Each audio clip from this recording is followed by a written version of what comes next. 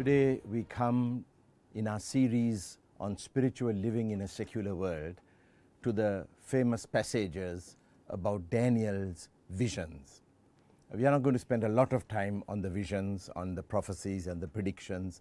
I have done a little of that in my book under the same name, Spiritual Living in a Secular World, and you may want to look at that if you wish. But we are going to look today and next week at Daniel's prayer life, the way Daniel responded to the visions, to the revelation of God by praying for his people.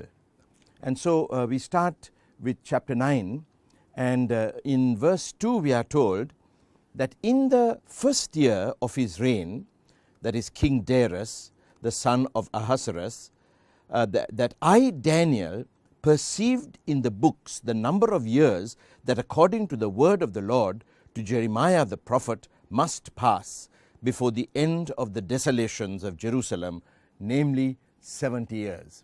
See, he has found out that after 70 years, they are going to return back to their own country, back away from exile. They have been in exile now for many years, suffering in other country. The people are suffering. Daniel, of course, has come right to the top economically and politically, but the people are suffering, and he finds out that it's going to be 70 years and the days are close.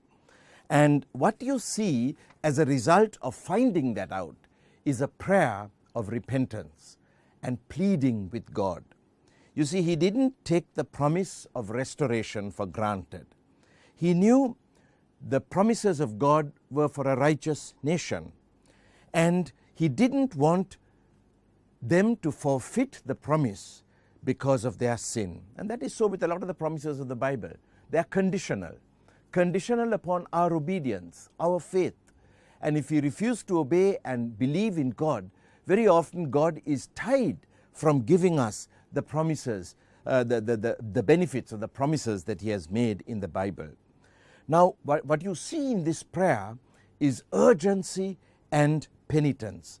Actually, we are going to look at these 2 weeks, we are going to look at 7 keys to powerful praying. And the first one is found in verse 3, where he says, "Then I turned my face to the Lord God, seeking him by prayer and pleas for mercy with fasting and sackcloth and ashes." So you see, what you see here is urgency, earnestness, a strong sense of this is a serious situation. We are told that he is fasting, and fasting is often associated with penitence and attempts to turn away God's wrath in the Bible. But it's also something that people do in a crisis. It helps focus attention on the problem. It helps us get prepared spiritually for God's answer to the prayer that we are praying. And there is so many things to distract us from the great priorities of life. And fasting sometimes helps us focus on these priorities. It helps God to break through into our lives. And it also helps fire our earnestness and our zeal. So this is a prayer of fasting and earnestness. So he says in verse 3, "I turned my face to the Lord, seeking him by prayer and pleas for mercy."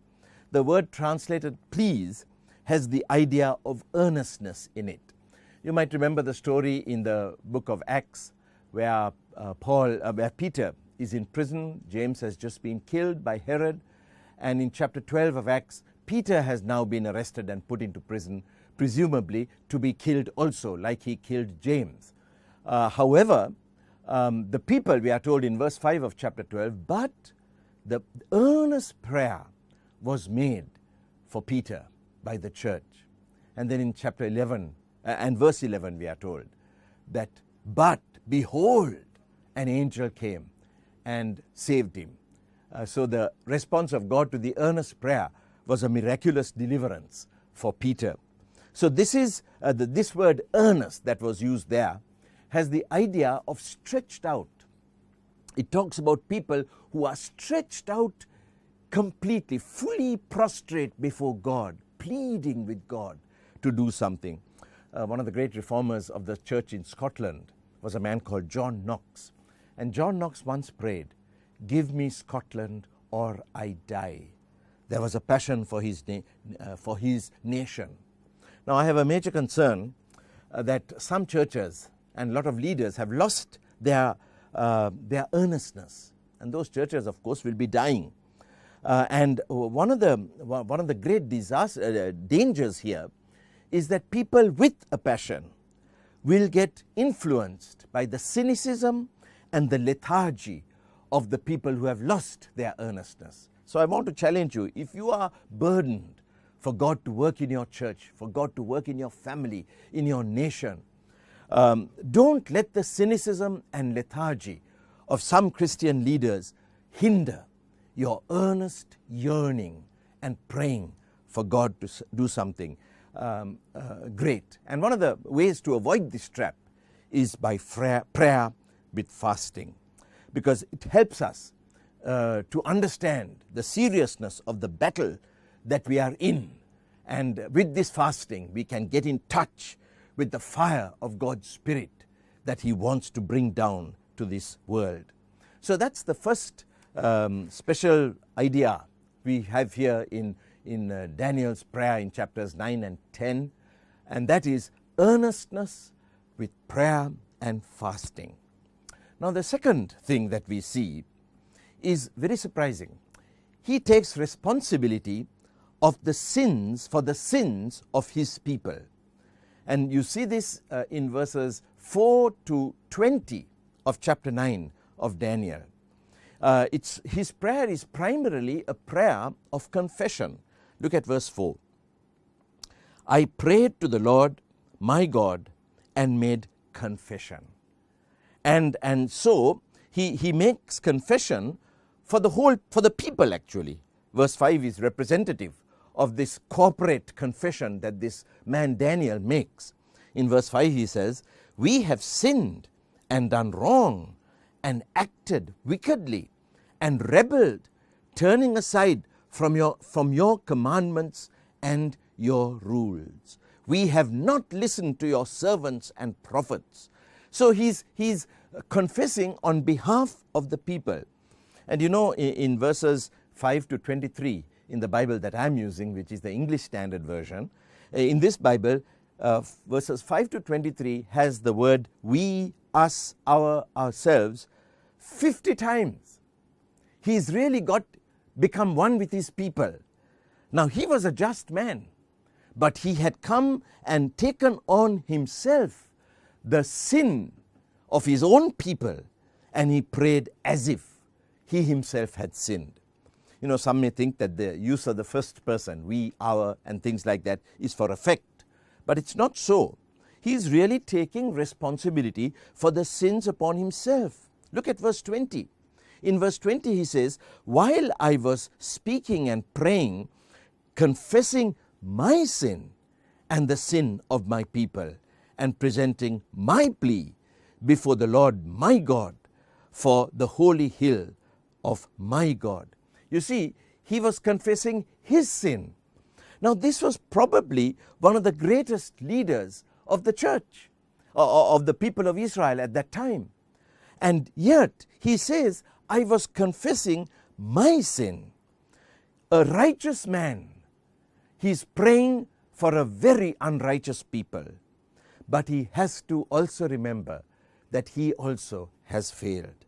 And he focused on this small sin when praying for the big sin of the people. And you know, this is something very important. I gave this message to a group of young people yesterday evening. And I was walking to our office from my home, and as I was praying for the young people who are going to listen to me, I was praying for them by name, and then while I was praying, it was as if God talked to me and said, "Now you need to pray for yourself, because you have been careless about your life, and don't expect God to bless these people if you are not right with God."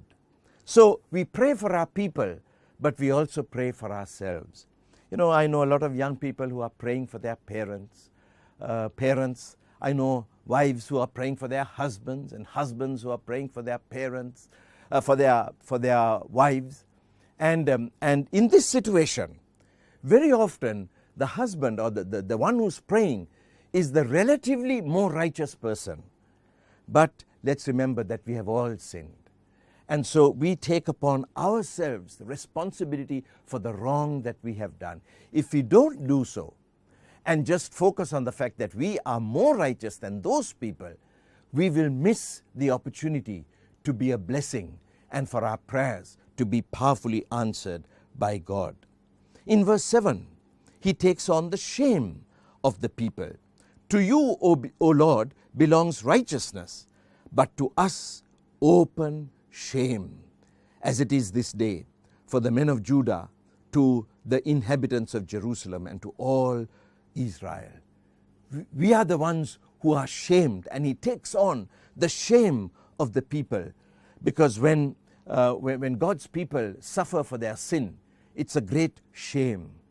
You know, sometimes I work for Youth for Christ, and sometimes when there's a problem in Youth for Christ and certain people are responsible for that problem, I try to get off the hook by blaming that person. Oh, this is that person's problem. It's not mine. You know, that's how individualistic we are sometimes about in our approach to life. But in the Bible, we are told that we are all one body. And when one person sins, it's like as if the whole body has sinned. And so, without just putting the blame on somebody else, we take the responsibility upon ourselves. This is the biblical understanding of corporate solidarity. So if you're worried for your church, for your family, for your nation, don't pray in the third person, they. Pray in the first person, we need your help. We are helpless. We have failed you. There was a great bishop of the Anglican Church in Sri Lanka called Bishop Lakshman Wickramasinghe. And in 1983 July, we had this terrible riot that resulted in a lot of people being very badly treated, and a lot of violence and hurt and rape and death and things like that happening. When this happened, Lakshman Wickramasinghe was not in the country. And when he came back to the country and confronted the evil that had taken place in the country, his first response as a Sinhalese who were primarily responsible for this particular problem, his first response was, we have sinned. He was not even there, but he said, we have sinned. So this is the second thing that we see in this prayer. He took the responsibility for the sin of your people. And so as you pray for your church, as you pray for your nation, as you pray for your family or other things, pray in the first person. We are the ones who need the help, Lord. And because we are one with our nation, with our church, with our family, we also are in need, just as the nation, the family, the church is in need.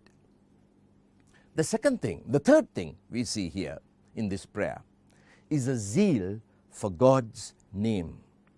You see the reason for his great distress in verses 17, 18, and 19 of chapter 9. He says, now therefore, O our God, listen to the prayer of your servant and to his pleas for mercy. For your own sake, O Lord, make your face to shine upon your sanctuary, which is desolate. And then he says in verse 18, O my God, incline your ear and hear. Open your eyes and see our desolations and the city that is called by your name. For we do not present our pleas before you because of our righteousness, but because of your great mercy. And then verse 19, O Lord, hear, and O Lord, forgive. O Lord, pay attention and act. Don't delay. For your own sake, O my God, because your city and your people are called by your name. You see, Daniel was upset because God's name was dishonored. In his prayer in verses 17, 18 and 19 that I just read for you, 13 times you find the words you and your. And this was the feeling of Jesus too. You remember when Jesus went to the temple and he cleansed the temple, he turned away. People had made this place into a den of robbers, he said. It's supposed to be a house of prayer. And so he turned the tables, he caused havoc there. And when he did that, John 2:17 says, his disciples remembered that it is written, zeal for your house will consume me. Well, actually, in the Psalm 69 verse 9, where that is found, it says, zeal for your house has consumed me. But the disciples looking back at how zeal for God's house finally resulted in the death of Jesus, they changed the Greek there and made it, zeal for your house will consume me. You see, Jesus was so zealous for the house of God that he was willing to die to take away the dishonor that came into the name of the Lord because of what was happening there. There was a great missionary in Asia, and his name was Henry Martyn. He's a brilliant mathematician and a linguist, graduated from Cambridge University, and then went and he was serving, and then somebody once told him, there was a war during some years before, and he was talking about this war and said that the Christians were being attacked so badly that Jesus went to the leader of the opponents of the Christians and he pleaded, he held his skirt and pleaded, please, please, please stop killing my people. And Henry Martyn says, I was cut to the soul with this blasphemy. And when his other person observed his distress, he asked him, what is so offensive about what I have said? And he said, I could not endure existence if Jesus was not glorified. It would be hell to me if he were thus to be always dishonored. He's saying that for me to see Jesus dishonored is like going to hell. I can't live, I can't endure existence like that. And why? He says, this person asked him, what are you talking about? And then Henry Martyn replied, if anyone pluck out your eyes, there is no telling why you feel pain. It is feeling. It is because I am one with Christ that I am thus dreadfully wounded. So Henry Martyn is saying, I'm one with Jesus, and when I hear you insulting Jesus, it hurts me, it pains me. There was pain when he saw God dishonored. And that's the pain, the passion that drives us to action. In Daniel's case, it was earnest prayer that made him do this. Sometimes you find Christians taking other Christians into the courts or writing about other Christians in the newspapers and fighting for justice in front of the whole world and dishonoring the church and dishonoring God. I just can't understand how people could do that. Paul said, isn't it better to be cheated than to allow God to be dishonored? Sometimes when prominent Christian leaders fall and the news is publicized in the media, we often enjoy gossiping about those events. Why? Because we have lost our zeal for God's name. If we do not hurt to see God's name dishonored, it is because we are not affected by the events. We separate ourselves from these events. But with this attitude, there will be no hope for revival in the church. If we know that God's name is dishonored, possibly by somebody's behavior, by the actions of a leader, then we must do all we can to restore God's honor. That's why we discipline leaders. Even the most high leaders, if they do wrong, they have to be disciplined, says the Bible.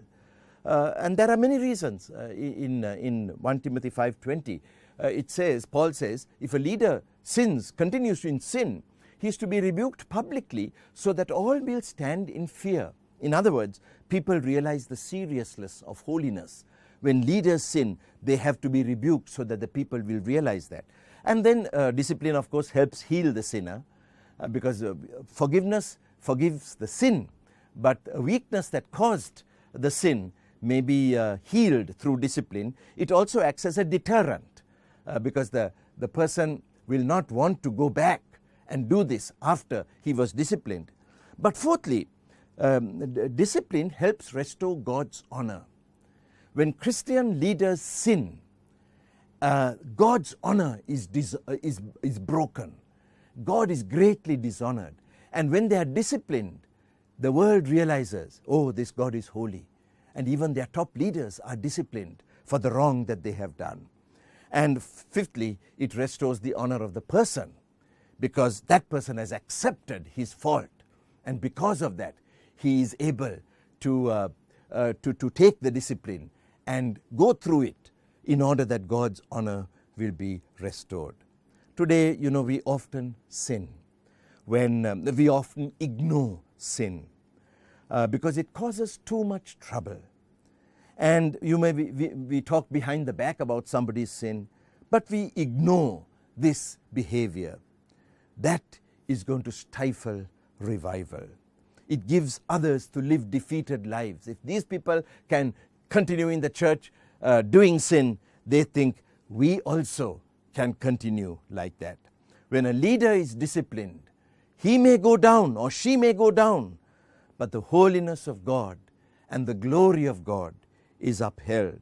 And through that, revival can come to the church. In fact, the history of revival shows that often revival takes place when leaders accept their sins. This is true of the revival that took place in Korea. It was the leaders who first, studying 1 John, came with this realization that this was serious business, and they responded to God by confessing their sin. So we are faced with this situation of evil within our own people. When we see that, rather than pointing a finger, let us take it upon ourselves and say, Lord, your name is dishonored. Oh God, bring your glory once again to your people. So, here are 3 reasons, 3 features of powerful praying. We'll look at 4 more the next week, but let me reiterate the 3 reasons that we looked at today.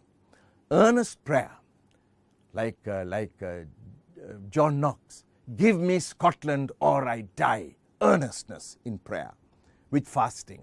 Secondly, taking on the responsibility for the people. The most righteous man in the country amongst the people was the one who said, oh, I have sinned. He took it on himself. And thirdly, a zeal to see God's name glorified. Help us. May God help us to live with such zeal for Him as we go through life. God bless you.